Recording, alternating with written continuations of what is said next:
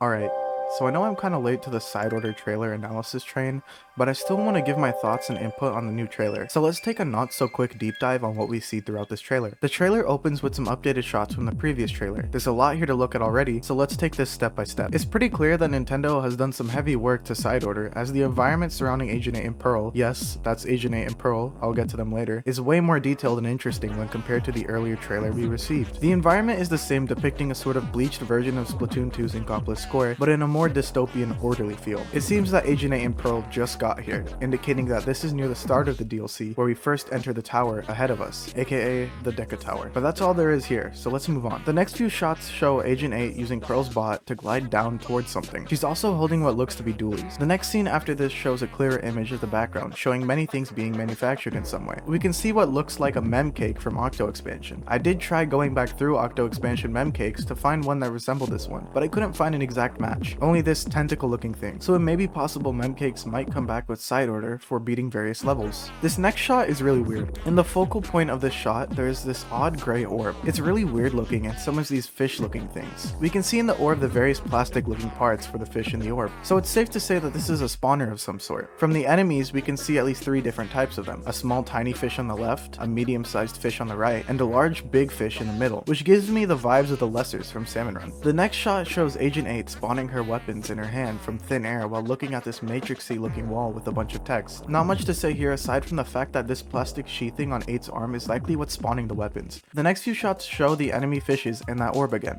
Agent 8 is flying down again from the air to the floor where the enemies are. This place looks the same to the room from the initial few shots as indicated by the machines in the back. It looks like they are spawning out of the orb again, but also seem to be protecting it. Additionally, when 8 lands, Pearl, or the robot, dashes away from her and looks to be attacking the fish as well. There are also these crates in the back that we have seen before in various story modes as well. There are numbers on the screen as well, but we'll talk about them in a moment. The next shots take us back to the bleached Inkopolis Plaza, where we get a better look at the drone. This is definitely connected to Pearl in some way. It's likely she's piloting it. This also makes sense with one of the images seen from the previous trailer, as we did see Pearl seemingly looking down at it. Another thing to note is that there is frost on her drone, which makes me think that this place is cold, and that the white stuff we see everywhere is actually snow and not something else. The next shot confirms that 8 and Pearl are walking toward the Deca Tower, but there's not much else to say here. And now we are back to the fish enemy things, so let's talk about the strange numbers. I've seen people refer to these as score, but I'm more inclined to believe that they are damage numbers, as they are appearing per hit of 8's weapon and not on death, which would be a weird way of doing score if that was the case. We can also see Pearl's drone has damage numbers as well, and that there's also a boost pad thing that we have seen from other story modes in the back. This next shot is really quick and I have no idea what it's trying to represent, but it might indicate that the Deca Tower isn't the only location we'll be in, as this is outside the tower.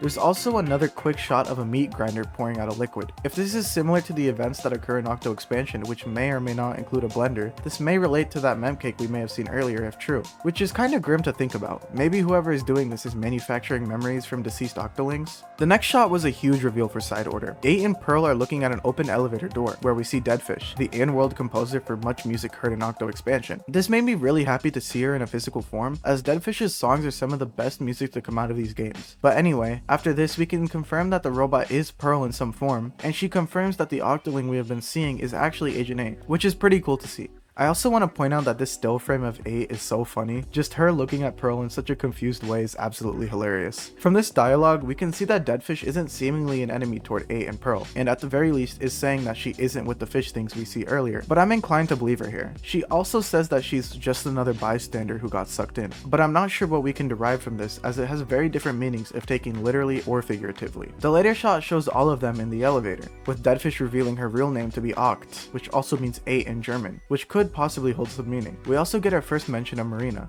where Deadfish says she and her go way back. The next shot shows Oct giving Agent 8 a color chip and instructing her to place it into a palette. One side note, pun not intended, is that the color chips resemble the look of a Pantone chip from real life. It's also interesting to note that Oct has a wristband looking thing as well, but it's a different color with more red and black elements, but there isn't much else to say about that. The next shot shows 8 inserting the color chip into this palette, which really looks similar to what is called a launch pad. I'm not much of a music expert, differ, but they look to be used to capture various beats and melodies by hand, though I may be wrong, so please correct me in the comments below if you have a better idea about what those are. The next few shots have loads of information, so let's break it down, starting with this shot here of this menu and the palette from before. On the top we see that this is labeled as Pearl's palette. It comes with dualies that have Curling Bomb and Reef Slider, which isn't the greatest, but if they are playable weapons in PvP, there's a chance it will change. There's also a second sub for Pearl's bot itself, which is Splat Bomb. There's also 2 more labels for Common Tones and Highest Floor, but I will get to that in a second. From what I can tell, we may be receiving various palettes throughout the story as rewards. Maybe we will get a Marina palette or a Shiver or Fry palette, each with their own weapon types and subs and specials. This might explain the Highest Floor and Common Tones labels as well, and how they would likely change depending on the palette and the player's skill with that palette. On the left side we see various upgrades that correlate with the colored squares within the palette itself. It seems that whenever we get a color chip, we can spec into that specific type of upgrade for Agent 8. As we can see from the person playing, they have 5 reddish orange chips that relate to the power meter, and that they have put 3 into ink damage and 2 into splash damage, with possibly the firing rate being the darker red color chip in the palette, which I have a theory on when we get to the other menu. Also lastly, the palette itself has many slots for chips too, having exactly 36 slots for chips, which could influence the amount of levels there actually are on the Deca Tower. Going back to the first menu, we can see what seems to be a difficulty / level select. It seems that 8 is currently on the 15th floor and moving to the 16th. She's also given 3 options to select: easy, normal, or hard difficulty with various rewards. It seems that depending on the difficulty chosen, the type of level changes alongside the rewards being much better. On the easy selection, we see that the reward is 90 of this currency, which we don't know too much about,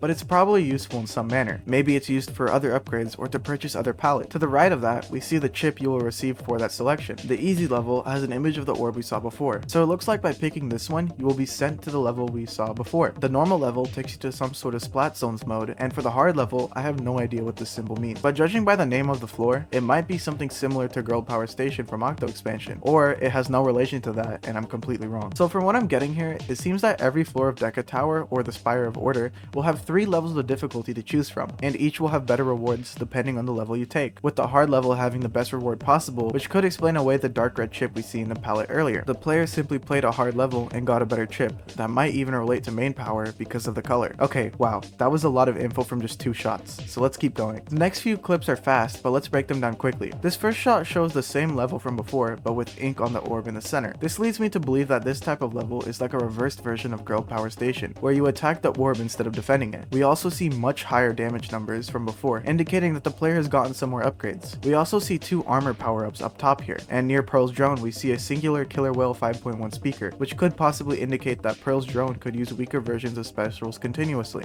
It also looks like Pearl throws a burst bomb here, confirming that you can equip her with different bombs. We also see a really small glimpse at this can here with Marina's face on it, but I'm not entirely sure what it does really, and what relation it has to Marina. These cans are the last reference to Marina we see in this trailer. There's also this strange marking on the floor, but I have no idea what it could be. The clip after that shows what looks to be a tri-strike. Agent 8 has this really cool visor attached to them that I assume is just to add to the specials being used and doesn't really do much else. There's another irrelevant clip of Agent 8 fighting some fish, and then there's this clip of her firing at this orb, which seems to confirm that the objective is to destroy the orb in this mode. In the next clip we see another Marina can dropping from one of the enemies, and we get a small glimpse of the back of the can. It looks like it depicts sub-weapons or specials, but I can't be 100% positive on what it is still. But with this in mind, it's pretty safe to assume that the armor likely drops from enemies as well. In this next short clip, we seem to be back in the first room we saw near the start. I get the feeling this is likely the entrance to the Deca Tower just before you meet Oct in the elevator. There's also another orb in the back. This next clip shows Agent 8 facing this orange pixelated wall that seems to be disappearing. I think I can make out some boxes behind them, but that's all I can really make of it. We also see Agent 8 with a small visor and holograms on her weapon again, but without her special. So maybe I'm wrong about it being tied to her special. Maybe it means something else. Maybe this is for a different power-up, or even what the armor from before will look like. There's also the shot of Agent 8 twirling her dualies, with also whatever the heck that thing is behind her, but it's too blurry to tell. All we know is that it's in a similar room with the machines from before. This shot shows Agent 8 gliding down again, but it seems her armor is broken, as the red particle effect is usually allocated for that event. But she still has the visor on though, so maybe I'm wrong again, and I still have no idea what the visor and holograms on her weapons are for. But considering she's flying down again, this shot may be her respawning, with all the chaos already happening. This shot here gives me heavy Matrix vibes, and gives me the idea that Agent 8 might actually be in a simulation, but I really hope that isn't the case. I feel like that would take away from the story a bit, but who knows really. Nothing special to note in this clip, but there is an ink rail down here, and another Marina can up here. The shot after this is without a doubt a respawn animation, as we can see Agent 8's soul,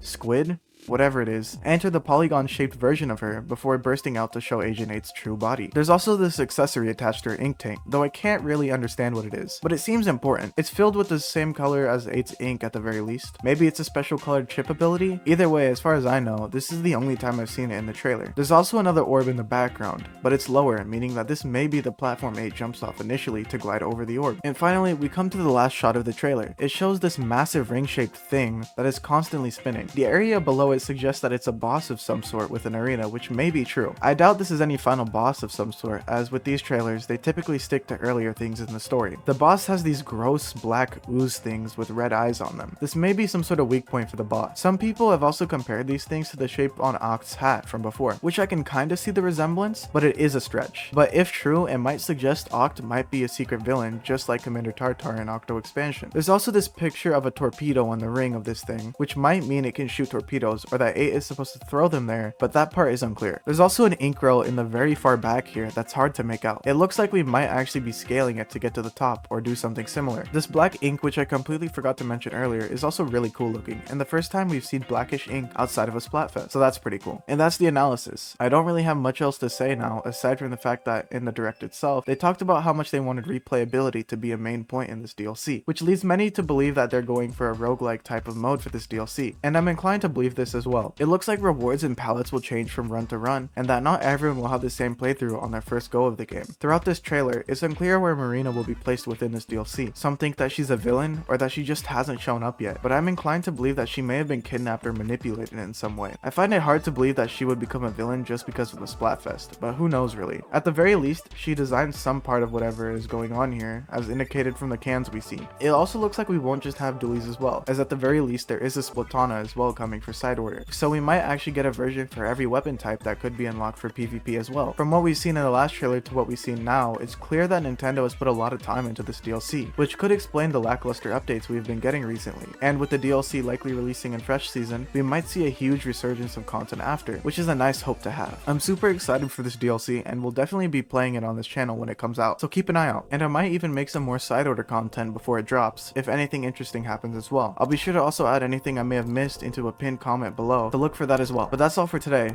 If you liked the video, make sure to like and subscribe, as well as comment down below what your thoughts on side order are. But for now, I'll see you in the next video. Peace.